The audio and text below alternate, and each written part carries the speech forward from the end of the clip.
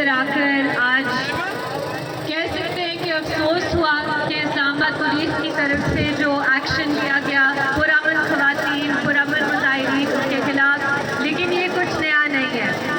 इस मुल्क में जिस तरह हर मजलूम तबके को उसके साथ सलूक किया जाता है, उसने पूरी दुनिया में इस रियासत को बेनकाब कर दिया है।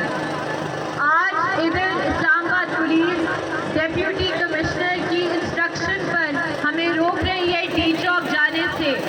ये याद रखना ज़रूरी है कि ये वही डेप्यूटी कमिश्नर है जिसके खिलाफ इस्लामाबाद हाई कोर्ट ने अभी फैसला दिया है। बिल्कुल 6 महीने कैद का, 6 महीने कैद का। अपनी 2 दिन की नौकरी जो बची है उसमें भी वो चाहते हैं कि वो और मजीद मिल्लत कमाए।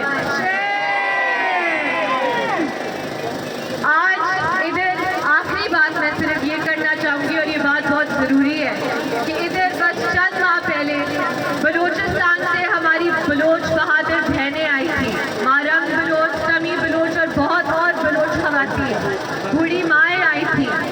उनके साथ जो सलूक इस्लामाबाद पुलिस ने किया वो पूरी दुनिया के सामने है।